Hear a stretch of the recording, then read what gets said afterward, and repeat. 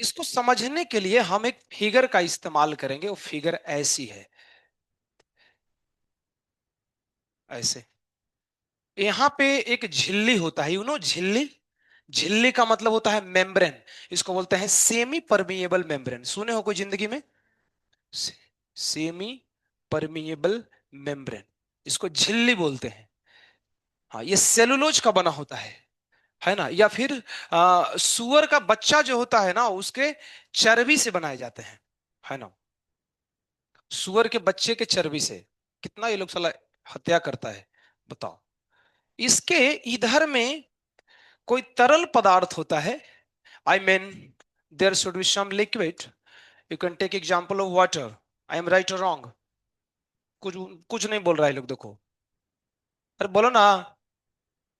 नहीं, बाहर नहीं आया क्या? मंथन, बोहिर, मंथन मंथन। अच्छा, घर चलकर उसके पापा आए थे। ओह, घर चला गया।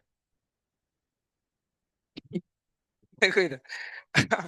ये है, देखो ना, सॉल्वेंट है, और ये है सॉल्यूशन। ऐसा कुछ है, ये ट्यूब होता है भैया, ये ट्यूब है ना। ये ट्यूब के बीच में मेम्ब्रेन लगा होता है, semi permeable membrane. We will discuss later ये होता क्या है। सुनो यहां से आगे। मान लो, एज्यूम कर लो, एक क्वेश्चन का जवाब देना तो। ये सॉल्वेंट है, वो सॉल्यूशन है, तो वेपर प्रेशर इसका ज्यादा होगा कि उसका ज्यादा होगा? इधर देखो, सृष्टि सट्टे, इधर देखो। इसका होगा ज्यादा कि उसका होगा? उधर पढ़े है ना आरएलवीपी में, इसका ज्यादा होता है, उसका कम होगा। तो अभी एग्जाम्पल यार समझाना है, तो हम कुछ मान लेते हैं। हम मान लेते हैं ना कि इसका प्रेशर, ये मान रहे हैं, ध्यान रखना, बाद में रिवीजन में उल्टा पुल्टा मत कर देना। हम मान लेते हैं कि इसका प्रेशर है, वेपर प्रेशर कितना है, 10 एटीएम। और उसका कुछ मान लेते हैं कि इसका कितना होगा, कुछ मान लेते हैं 8 एटीएम मान लेते हैं। ठीक है, आरएलवीपी के अकॉर्डिंग। एक बात बताओ, अगर इधर का प्रेशर ज्यादा है, उधर का कम है, तो तुमको पता चल गया होगा लिक्विड इधर से उधर जाएगा कि उधर से इधर आएगा? इधर से उधर जाएगा। भैया इधर हाई प्रेशर है, तो हाई प्रेशर से लो प्रेशर की तरफ फ्लो होता है, ये नॉर्मल साइंस का रूल होता है। तो होगा क्या ना, कि ये जो झिल्ली लगाए हो ना, एसपीएम, इसको शॉर्ट में एसपीएम बोलते हैं। इस एसपीएम से ये जो पानी है ना, वो फ्लो करेगा ऐसे करके, और इसी फ्लो को बोलते हैं ऑस्मोसिस। तो ऑस्मोसिस मतलब क्या हुआ, कि हाई प्रेशर से, हाई प्रेशर बोलना उतना अच्छा नहीं है, हाई वेपर प्रेशर बोलना चाहिए। हाई वेपर प्रेशर से लो वेपर प्रेशर में जब मूवमेंट होता है लिक्विड का, तो इसको क्या बोलते हैं, ऑस्मोसिस बोलते हैं। लेकिन तुम्हारे मन में क्वेश्चन आ सकता है कि एक बात बताओ सर, ये जो सॉल्यूशन बना है ना, अब एग्जांपल को चाहो तो लिख सकते हो कि यहाँ सॉल्वेंट में पानी है, और यहाँ पानी और नमक का घोल है। तो एक क्वेश्चन मन में आता है कि सर पानी तो यहां भी है, फिर वो पानी इधर से क्यों नहीं आ रहा है? बताओ तो, कोई समझा सकता है क्या? हाँ हाँ, बोलो बोलो बोलो। हाँ, प्रेशर कम है, सिंपल लॉजिक है। पानी तो इसमें भी रहेगा, पानी में नमक घोल देंगे तो ऐसे थोड़ी कि पानी खत्म हो जाएगा, पानी तो अभी भी है। और पानी इधर भी है, लेकिन अंतर है, सर इधर का प्रेशर ज्यादा है, उधर का प्रेशर कम है। तो फ्लो इधर से इधर होगा, ना कि इधर से इधर होगा। और इस फ्लो को ही क्या बोलते हैं, ऑस्मोसिस बोलते हैं। तो छोटा सा डेफिनेशन अभी लिख लो, लिखो। The process of, the process of flow of solvent from high vapor pressure, high vapor pressure to low, low, low, low vapor pressure। Online तो आज कई, अरे आज तो हम कम लोग पढ़ रहा है यार, रोज तो ज्यादा पढ़ते थे, आज तो भाग गया है कई लोग, फिर भी नहीं पढ़ रहा है। इस जो जो अब्सेंट हो तो कोई और ज्वाइन ही नहीं किया है। ये सब लोग रिकॉर्डिंग देखेगा, सो रहा होगा एक्चुअली, कल गया है रात में ना, तो कई लोग को जाते जाते लेट हो गया होगा, तो अभी कई लोग सो रहे होंगे। बढ़िया है बेटा, सो लो। 2 साल सोने के लिए मिला है, आगे तो फिर जागना ही है ना। 2 साल सोना है, सो लो। आगे तो जागना है, आगे तो नींद नहीं आएगा, है ना। तुम लोग पढ़ो यार, अभी देखो पीटीएम हम कर रहे हैं ना, तो हमको बहुत एक्सपीरियंस मिलता है। देखो तुम लोग को हम देखते हैं तो एक अनुभव होता है, लेकिन जब तुम्हारे पेरेंट्स से मिलते हैं ना, तो वो अनुभव बहुत बदल जाता है। पेरेंट्स लोग आकर के गिड़गिड़ाते हैं, बोलते हैं कि सर हमने कल नाम किसी का नहीं लेना चाहिए, बोल रहे थे बहुत सारे पेरेंट्स, एक नहीं है कई सारे हैं, बोलते हैं कि सर हम गांव के किसान हैं, हमने एलआईसी के पैसे दिए हैं तोड़ तोड़ करके, और भी कई जगह से पैसा ला रहे हैं, फिर भी हमारे बच्चे लोग नहीं पढ़ रहे हैं, है ना। तो अब हम क्या करें, हम साला घोल के हमें पिला नहीं ना सकते हैं। ऐसा तो है नहीं कि पकड़ के घोलो और पिला दो मुंह में डाल के, है ना, दूध जैसा। ऐसा तो है नहीं। तो ये सब थोड़ा समझो यार, दिक्कत है, बहुत टेंशन वाला बात हो जाता है यार। मतलब इतना पढ़ाई, एक पेरेंट्स आज बहुत अच्छा हमको लगे, वो बोल रहे हैं कि सर हम यहाँ पे इसलिए डाले ही नहीं है ना कि हमको रिजल्ट चाहिए ही नहीं नीट में, हम डाले हैं कि यहाँ रह करके ये एक अच्छा व्यक्ति बन जाए। पता चल गया क्या? हाँ। तो वो बोल रहे हैं कि हम चाहते हैं कि एक अच्छा व्यक्ति बन जाए, बस ये समझ ले चीजों को, है ना, और थोड़ा बहुत भी नंबर आए तो मैं प्रसन्न हूँ, ऐसा वो बोल रहे थे। हाँ। बहिर को लगता है कि सपना आता है क्या क्लास में। रात में सोती नहीं है रे, सोया करो, रात सोने के लिए बना है ना। देखो इधर, अब सुनो, ये इस बात को हम दूसरे ढंग से भी प्रस्तुत कर सकते हैं, सुनो। इधर देखो, इसका वेपर प्रेशर लो है, सॉरी गलत बोल दिया, हाई है, उसका लो है। अब एक चीज और सुनो, अगर इस, अब एक दूसरा क्वेश्चन पूछता हूं, इन दोनों में कंसंट्रेशन किसका हाई है बताओ तो। सॉल्यूशन का, क्योंकि उसके अंदर सॉल्यूट घुला है, इसमें तो है ही नहीं, तो कंसंट्रेशन क्या ही होगा। तो एक और भी बात हम ऐसे बोल सकते हैं क्या, देखना तो, कि अगर मान लो ये वन साइड है, ये टू साइड है, तो हम ऐसे लिख सकते हैं C1 is lesser than C2। तो एक दूसरा भी डेफिनेशन बन सकता है, देखो कैसे, flow of solvent from low concentration to high concentration. देखो बात एक ही है, high pressure to low pressure, लेकिन जहां हाई प्रेशर उधर का कंसंट्रेशन क्या है, लो। तो एक ये भी तो डेफिनेशन बनेगा ना, लो कंसंट्रेशन से हाई कंसंट्रेशन, तो ये भी लिख लो। और flow from low concentration to high concentration, क्योंकि आई थिंक बायोलॉजी में यही डेफिनेशन होता है, सेल के भीतर जो ऑस्मोसिस होते हैं उसमें, बायोलॉजी के अंदर प्रेशर के टर्म में नहीं पढ़ाया जाता, जो कि गलत है। वो कॉन्सेप्ट प्रेशर के टर्म में होता है, concentration is not real scenario, scenario असली प्रेशर है, प्रेशर वाला अच्छा से आना चाहिए।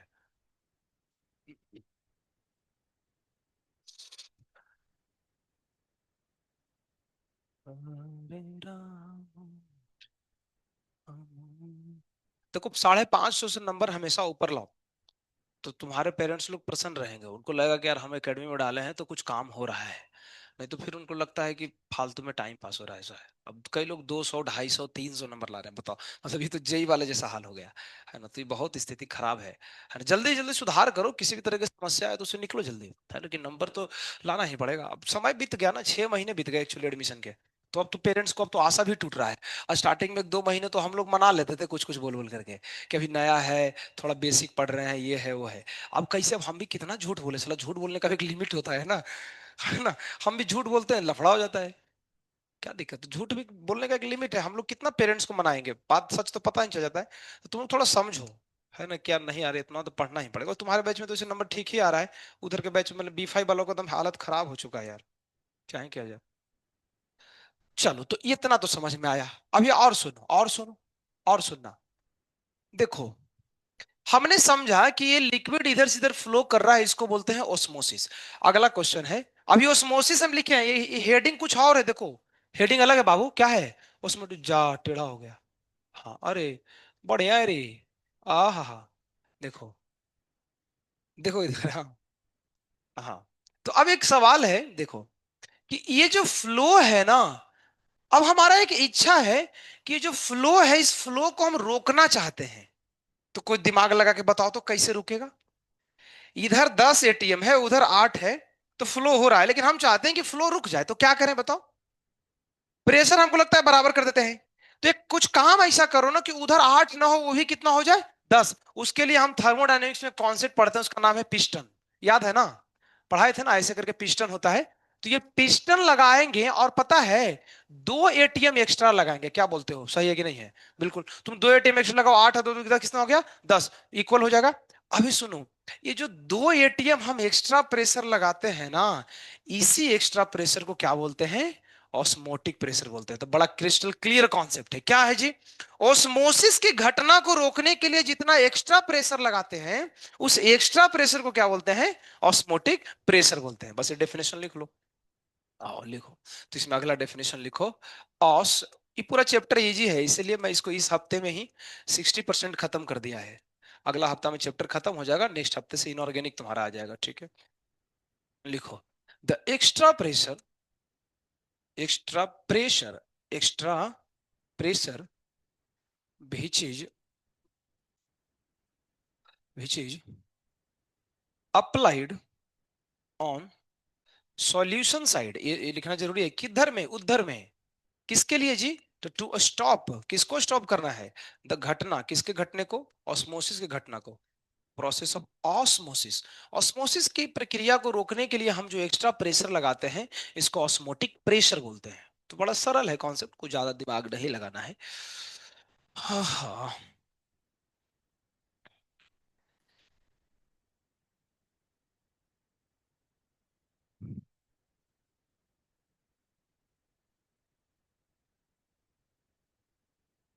रोशनी घर भाग गई यार यार।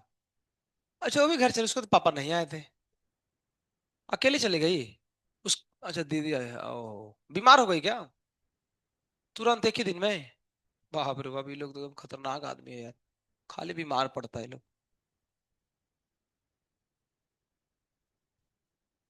तो ये हुआ तुम्हारा ऑस्मोटिक प्रेशर की, जो एक्स्ट्रा प्रेशर हम लगाते हैं सॉल्यूशन के साइड में, किसके लिए? वो जो हो रहा था उसको रोकने के लिए, उसको बोलते हैं ऑस्मोटिक प्रेशर। अभी इसमें और भी चीजें हैं, मैं तुमको बताता हूँ। और सुनना। अच्छा, हमने दो एटीएम लगाया था एक्स्ट्रा, इसको हमने बोला ऑस्मोटिक प्रेशर है। अगर मान लो हम दो ना लगा के चार लगा दिए होते तो क्या होता? टोटल कितना हो जाता? 12। 12 होता ना? तो एक्स्ट्रा लग गया। तो अभी प्रेशर किधर का ज्यादा हो गया? सॉल्यूशन के साइड का। और अगर तुम इधर का प्रेशर ज्यादा कर दोगे तो लफड़ा हो जाएगा बहुत भारी। देखो भारी लफड़ा क्या हो गया। अब प्रेशर जब इधर का ज्यादा होगा, तो इस सॉल्यूशन के भीतर तो सॉल्वेंट है ना, पानी। वो पानी इधर से इधर फ्लो करना चालू कर देगा। समझो देखो क्या हो रहा है। देखो सॉल्यूशन बनता है तो भैया सॉल्वेंट और सॉल्यूट तो उसमें दोनों है। लेकिन जब तू प्रेशर इधर से ज्यादा लगाओगे, तो उसके भीतर में जो सॉल्वेंट है यानी पानी के मॉलिक्यूल है ना, वो इस झिल्ली से इधर आना चालू करेगा। तो क्या तुम्हें नहीं लगता है कि ओस्मोसिस का ये उल्टा है?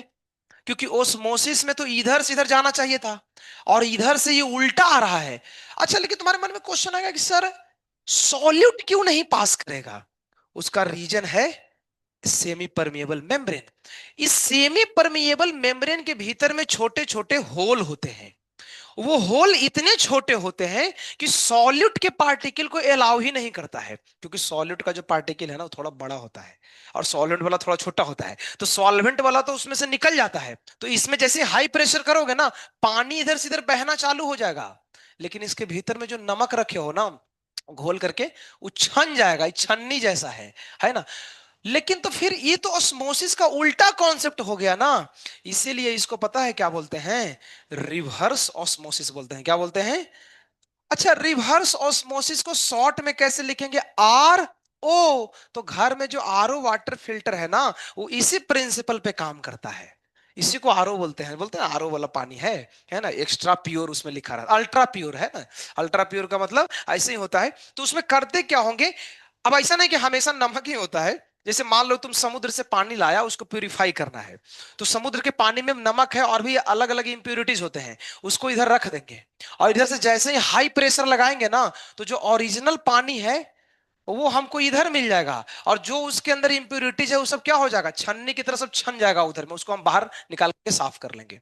तो पता चला इसको रिवर्स ऑस्मोसिस बोलते हैं। मतलब बात बहुत क्लियर है कि सर ऑस्मोसिस तो ठीक है, अगर आप उससे एक्स्ट्रा प्रेशर लगा दोगे ना, तो उसको बोलते हैं रिवर्स ऑस्मोसिस। चलो तो उसको भी लिखा देता हूं। तो ये लिख लो जी। रिवर्स ऑस्मोसिस किसको बोलते हैं? नीचे लिखो स्टार लगा करके, रिवर्स ऑस्मोसिस। तो इसमें लिखो, में ऐसे लिखना पड़ेगा। इसमें कैसे लिखे यार? The pressure, amount of pressure, the amount of pressure, pressure की मात्रा किससे ज्यादा लेना है? तो तुमको लेना है greater than greater than osmotic pressure, osmotic pressure से ज्यादा लेना है, then then solvent start flowing from solution side to solvent side, ऐसे हो गया, उल्टा हो गया, है ना। तो इसको बोलते हैं रिवर्स ऑस्मोसिस। इसको शॉर्ट फॉर्म में आरओ बोला जाता है, आरओ। और ये आरओ बहुत इंपॉर्टेंट है, हमारे काम में आते हैं, तो इसको हम लिखेंगे नोट में करके, नोट फोट मत लिखो, लिखो। This phenomenon is used for purification, purification और डिसलाइनेशन। डिसलाइनेशन का मतलब होता है पानी में से नमक को निकालना, डिसलाइनेशन ऑफ इम्प्योर वाटर, है ना। तो ये तुम्हारा हुआ रिवर्स ऑस्मोसिस। छापो जी। तो सरल है, कुछ है ही नहीं, आजम आसान टॉपिक है ना। लिख लो फटाफट।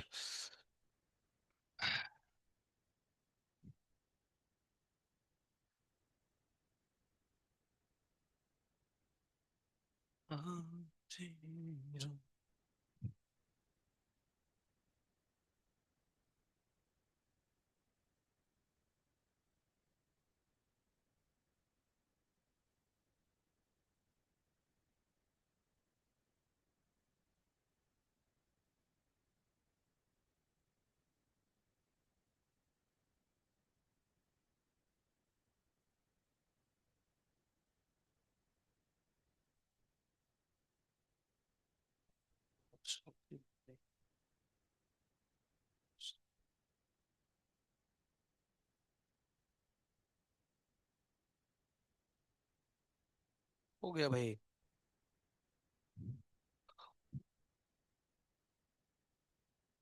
लिखो लिखो।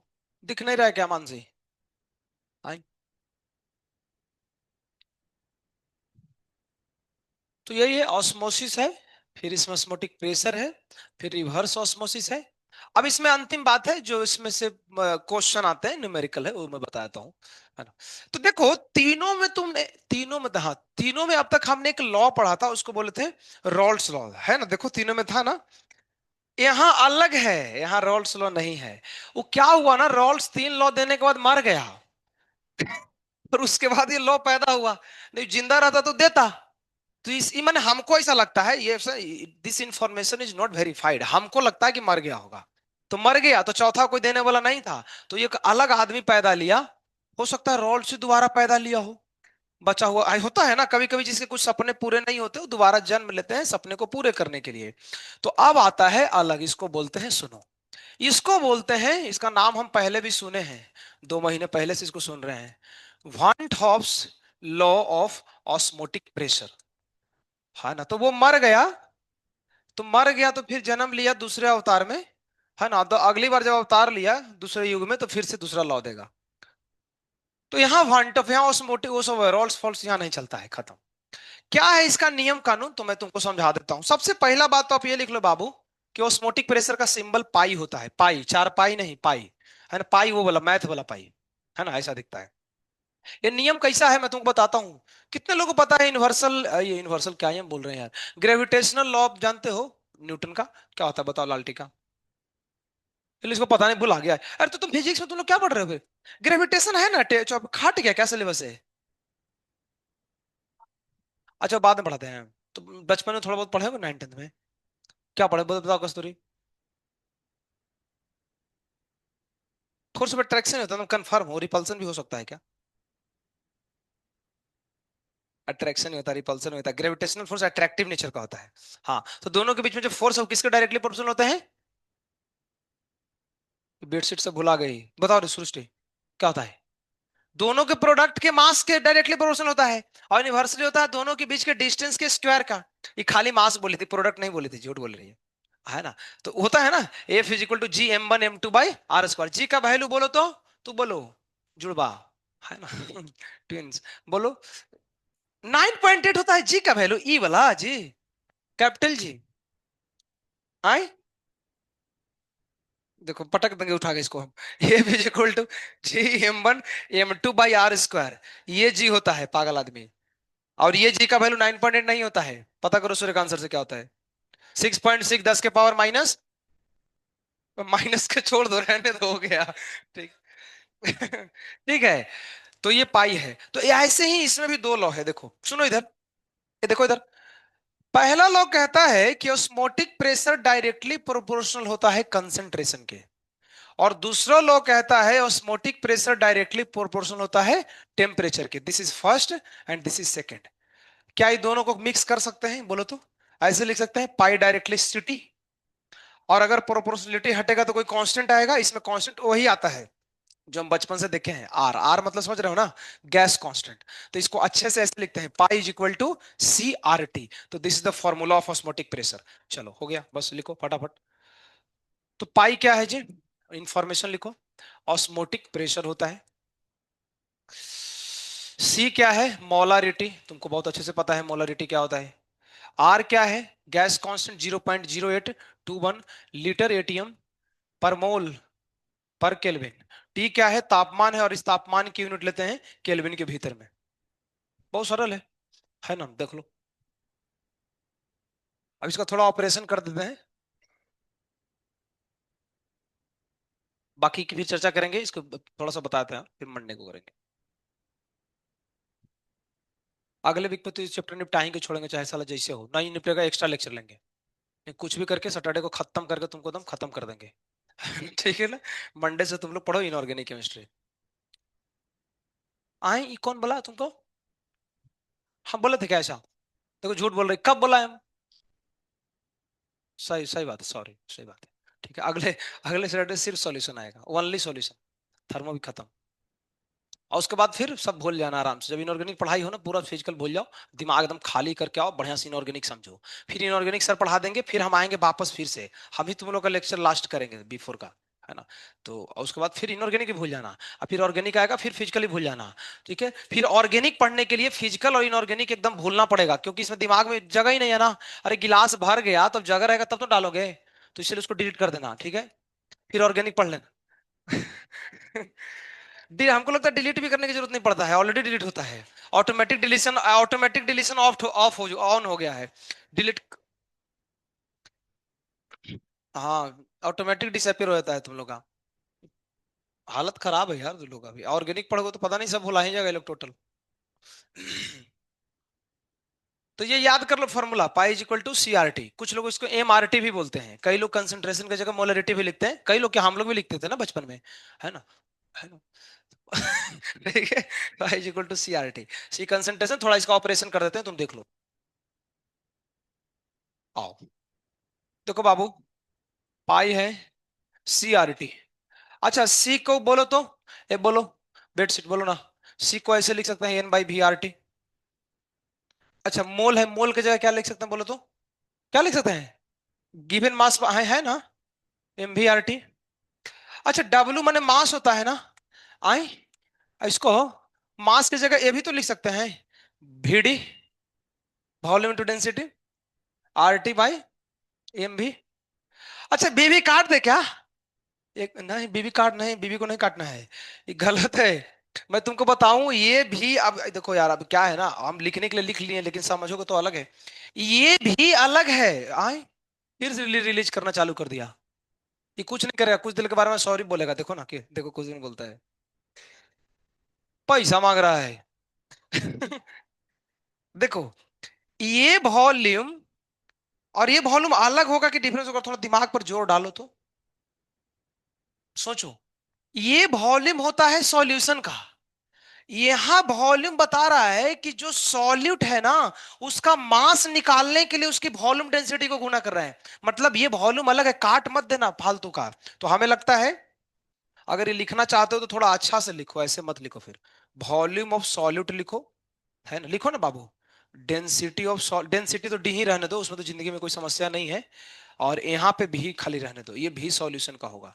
नहीं तो सब बाद में दिक्कत हो जाएगा। वैसे नीट में इतना डिफिकल्ट नहीं आता है क्वेश्चन। नीट में यहाँ तक ही आता है ना? ये वॉल्यूम डेंसिटी नहीं पूछता है, दिक्कत हो जाएगा बहुत ज्यादा। पाई पाई पाई। तो पाई देखो 4 बार लिखे, इसको हम क्या बोल सकते हैं? 4 पाई। ठीक है। तो पाई को जब 4 बार लिखते हैं तो क्या बन जाता है, 4 पाई। 4 पाई क्यों बोलते हैं, क्योंकि उसमें 4 पैर होते हैं। तो फिर तो इससे भैंस को भी 4 पाई बोलना चाहिए, क्योंकि उसमें भी 4 पैर होता है। आई, बताओ, बहिर को बता देगी। अच्छा, मेढक के 2 पैर होता है कि 4 होता है? आई, देखे हो, 4 होता होगा ना? नहीं, 3 होता है। क्योंकि देखो ऐसे खड़ा रहता है, तो 2 पे खड़ा रहता होगा, एक ऐसे ऑटो रिक्शा जैसा होना चाहिए ना।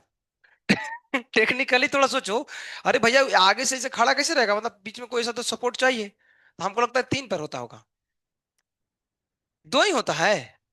तो 2 पैर पे तो यार, तो लेकिन हमने सुना है कि मेढक अंडा देता है, तो लेकिन 2 पैर वाला तो बच्चा देता है। आए, बड़ा कंफ्यूजिंग है। अच्छा, मेढक, फीमेल मेढक को क्या बोलते हैं? मेल को फ्रॉग बोलते हैं, फीमेल को फ्रॉगी। क्या बोलते हैं? ये वैसे ही है, मछली वाला ही है। देखो तुम लोग को यही सब है ना। हम्म, उसमें होना होता है जेंडर, देखे हो। हाँ, बढ़िया है। तुम लोग एक्सपेरिमेंट किए हो क्या? अच्छा, अब अमर सिंह सर सब एक्सपेरिमेंट नहीं कराते हैं, लाकर नहीं दिखाते हैं कि मेल फीमेल का? अच्छा, वो सब अभी जाओगे कॉलेज में तो तुमको दिखाया जाएगा चीड़ फाड़ करके, ये डिटेल मेढक का तुमको सिखाया जाएगा, मेढक की सर्जरी कैसे करें। एमडी। एमडी में मेढक की सर्जरी सिखाई जाती है।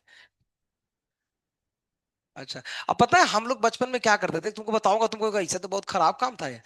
हम लोग मेढक को पता है पकड़ते थे, जब हम लोग 5-6 साल के थे तो, और उसको पेट को फाड़ते थे, और पेट को फाड़ करके उसके अंदर का जो वो होता है ना, उसको क्या बोलते हैं, इंटेस्टाइन, उसको निकालते थे, और उसको फिर सील देते थे ना, फिर भी मेढक नहीं मरता था। अब पता नहीं तुम लोग किए हो कि नहीं किए हो, ऐसा हम सब पहले करके आए हैं। अरे मेढक को पकड़ते थे, उसके पूरे पेट को फाड़ते थे, है ना, हम लोग बचपन में ये सब करते थे, तब क्या कुछ काम नहीं रहता था तो क्या करें, है ना। तो उसके अंदर का मटेरियल निकाल लेते थे, अब ऐसा सोचने निकाल के खाते थे क्या, नहीं खाते नहीं थे, तो फेंक देते थे, और उसको फिर सिलते थे धागे से, और सिलने के बाद मरता नहीं था मेढक, निकाल के फेंक देते थे तो। उसके अंदर का पूरा मटेरियल निकाल के फेंक दो, उसको सी दो, नहीं मरता है। अब ये तुम अमर सिंह सर से पूछो। है ना, कि हम लोग इसे बहुत ऑपरेशन करते थे, है ना। चलो आओ, तुम लोग ट्राई करना कभी घर पे अभी जाना है, 1 जनवरी में जाना है ना किसी को घर, तो सब सोचो ना जाकर के, अभी मेढक तुमको मिल जाएगा, नहीं मिले तो इसके मांग फोन करके मंगवा लेना इससे, बहिर से, है ना। देखो इधर, तो ये था तुम्हारा ऑस्मोटिक प्रेशर, और पढ़ना है बोलो। इसमें बायो वाला पोर्शन अभी नहीं आया। आइसोटोनिक, हाइपरटोनिक, हाइपोटोनिक, बस इतना ही मंडे को, है ना। इसके ऊपर तुमको डीबीबी आज भेज दूंगा रात में, है ना, सुसाइड करने से पहले, क्योंकि आज एग्जाम का रिजल्ट आएगा 8 बजे आता है, तो हम आए। पेपर आसान है, 150 नंबर सबका आ जाएगा। 150, थोड़े थोड़े थ्योरी रहेंगे, 5 क्वेश्चन थ्योरी के हैं। बाई कैलकुलेशन को डायरेक्ट फॉर्मूला ही पूछा है। Delta G equal to del H minus T del H, direct ही पूछा है, इसमें से कौन सही है। किरचॉफ इक्वेशन डायरेक्ट पूछा है, इसमें से किरचॉफ इक्वेशन कौन सा है, आप बोलो। और फिर 5 क्वेश्चन जो है ना, वो हमने मोल वगैरह से पूछा है, तो उसमें तुम्हारा झोल हो सकता है वैसे। तो 5 क्वेश्चन जो है 20। हाँ, मोल रिडॉक्स और ये केमिकल इक्विलिब्रियम, आयनिक इक्विलिब्रियम। तो 5 क्वेश्चन का मतलब है कि 20 नंबर तुम्हारा लूट सकता है, अगर तुम गया तो। तो 180 में 20 घटा दो, 160 फुल मार्क्स मान के चलो। अगर सिर्फ थर्मो पढ़े हो तो, पूरा पढ़े हो तो बता सकते हो, वैसे दिक्कत नहीं है ना, तो आ जाएगा बढ़िया नंबर, है ना, तो सब कर लो। तो तुम लोग पढ़ाई करो और क्या फिर, है ना। आई, कौन सा थर्ड लॉ, कौन सा होता है थर्ड लॉ में, तो कुछ पढ़ाया ही नहीं था कुछ खास। डेल्टा एस वो ना, डेल्टा जी वाला टेम्परेचर डिपेंडेंट वाले, उसके सवाल उतने नहीं आ सकते हैं, उतना बनता ही नहीं। Delta S Q upon T पे ज्यादा क्वेश्चन आते हैं। अच्छा, इस पे करो, पढ़ो और क्या।